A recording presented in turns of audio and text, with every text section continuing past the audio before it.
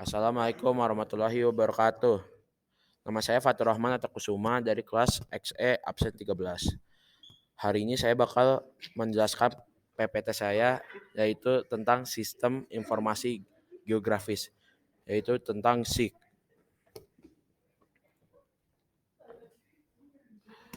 Komponen SIG. Komponen SIG itu ada 4, yaitu data, pengguna, hardware, dan software. Data geografis merupakan komponen dalam sistem informasi geografis. SIG bekerja dengan dua model data geografis, yaitu model data vektor dan model data raster. Kedua, pengguna atau user. Manusia sebagai pengguna brandware, yaitu pelaksanaan yang bertanggung jawab dalam mengumpulkan proses analisis dan publikasi data geografis. Menjalankan seluruh sistem, jadi kemampuan dan penguasaan terhadap ilmu yang berkaitan dengan SIG sangat diperlukan. 3. Hardware. Perangkat keras yang digunakan untuk sistem informasi geografis adalah komputer, mouse, digitizer, printer, plotter, scanner, dan lain-lain. 4. Software. Kerangka lunak software yaitu komponen SIG yang berupa program-program pendukung kerja SIG seperti input data, proses, dan output data. Contohnya perangkat lunak dari SIG adalah kerja seperti QGIS, ArcView, dan ArcGIS. Ini contohnya ini di gambar ini.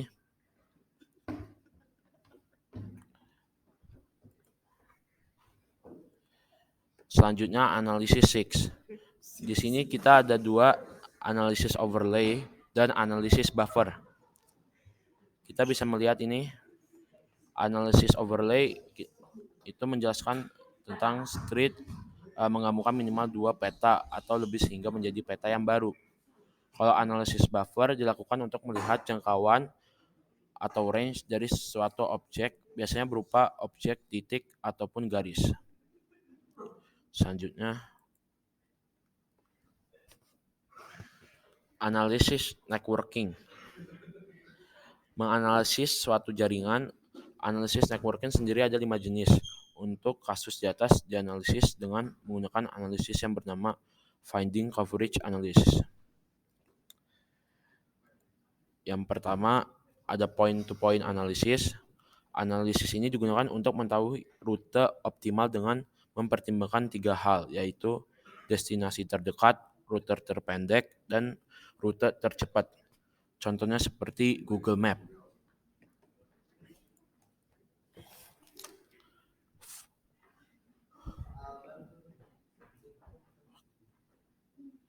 Kedua, finding coverage analysis. Analisis ini banyak digunakan untuk kebutuhan bisnis dan pelayanan publik. Sebagai contoh, kita bisa mengetahui apakah dalam bisnis kita terdapat pasar yang belum tercoverage, sehingga kedepannya kita mengetahui lokasi ideal untuk ekspansi bisnis kedepannya. Contohnya seperti buka Tokopedia dan lain-lain.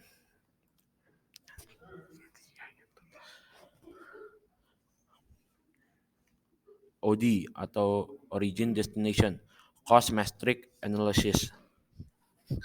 Analisis ini digunakan untuk menemukan dan mengukur jalur berbiaya paling rendah di sepanjang jaringan dari berbagai asal ke banyak tujuan.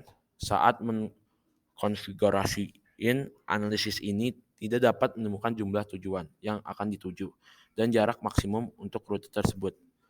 Contohnya ini juga seperti Google Map juga yang bisa melihat biaya ongkos perjalanan kayak seperti busway dan Gojek.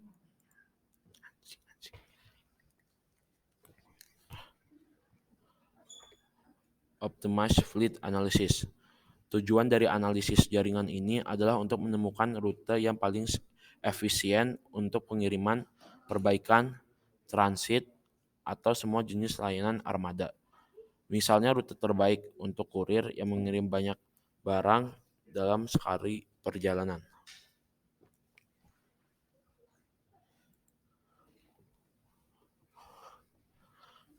Select Optimal Site Analysis. Analisis ini membantu kita untuk menemukan lokasi terbaik yang dapat diberikan untuk berapa fasilitas. Misalnya dapat membantu kita untuk memutuskan di mana membangun rumah sakit baru, tergantung pada rumah sakitnya yang ada dan permintaan yang tersedia.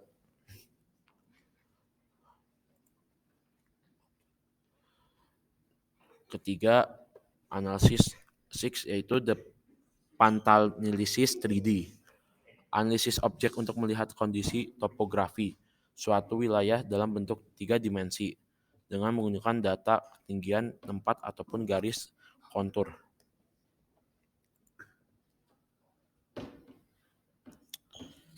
Kedua, analisis nearest neighbor.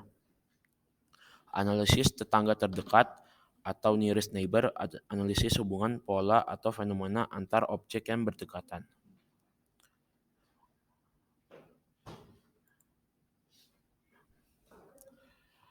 Pemanfaatan SIG. Bidang transportasi, manfaatnya pembangunan sarana dan prasarana transportasi baik darat, laut maupun udara, penentuan jalur alternatif untuk mengurangi kemacetan.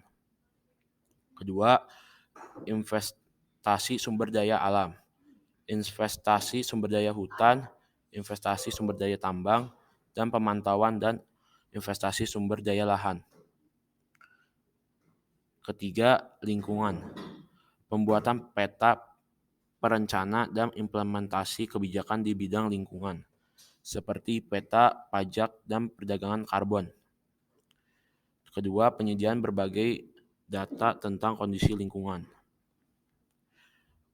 Keempat, bidang kesehatan. Manfaatnya itu adalah penyediaan informasi berbagai fasilitas kesehatan di suatu wilayah, pemantauan pola distribusi penyakit, perencanaan pembangunan fasilitas kesehatan. Dan kelima, pembuatan kebencanaan, pembuatan pesta evakuasi bencana, pembuatan peta sebaran wilayah rawan bencana, penentuan berbagai kebijakan dalam bidang mitigasi bencana. Keenam, yang terakhir adalah pendidikan, pembuatan sebagai media pembelajaran berbasis geografis. Kedua, penentuan kebijakan dalam pemerataan dan perluasan akses pendidikan. Ketiga, pemantauan dan evaluasi pelaksanaan kurikulum pendidikan.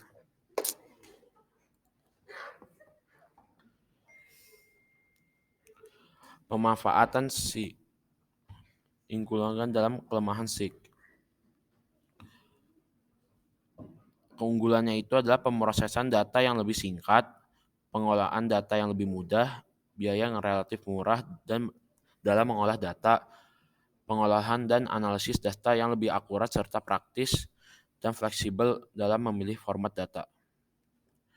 Kelemahannya itu yaitu teknologi pendukung sering berganti-ganti, membutuhkan sumber daya manusia yang ahli, format yang terlalu beragam, kelengkapan data, dan update software.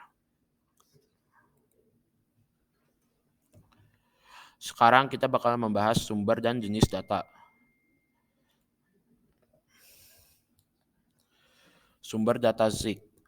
Data ada dua, yaitu data primer, data sekunder. Data primer itu adalah data lapangan yang diolah dan dianalisis oleh diri sendiri. Kalau sekunder, data lapangan yang diolah dan dianalisis oleh orang lain. Jenis data SIG ada 5, yaitu data spasial, data atribut, raster, dan vektor. Dan ini contoh jenis data spasial dan atribut. Kita bisa lihat sebelah kiri gambarnya seperti jelas dan sebelah kanan gambarnya seperti piksel. Dan ini juga poligon dan Kabupaten Jambana. Sekarang subsistem SIG. Jenis data SIG yaitu input, proses, output adalah tahap pemasukan data. Data yang dapat diolah SIG yaitu berupa data spesial yang mempunyai keterangan posisi geografis, dimensi, atau ukuran. dan berupa karakteristik objek alam atau buatan manusia di permukaan bumi. Kedua, tahap pengolahan data. Pengolahan data bertujuan menyiapkan data yang dapat diolah lebih lanjut. Pada tahap selanjutnya, pemodelan dilakukan dengan membuat konsep analisis untuk mendapatkan informasi baru. Pemodelan memerlukan data untuk analisis sesuai keinginan pengguna. Jenis-jenis data lagi ada 3 sama 4. 3 itu adalah tahap manipulasi dan analisis data. Pada tahap manipulasi dan analisis data terjadi proses pembentukan pada peta baru yang telah diolah secara manual atau digital. Tahapan keluaran data, pemberian layout peta dan penataan data yang dihasilkan merupakan kegiatan pada tahap keluaran data. Data yang telah diolah melalui proses analisis akan menghasilkan informasi spesial baru. Demikian dari saya. Mohon maaf jika ada kesalahan. Wassalamualaikum warahmatullahi wabarakatuh.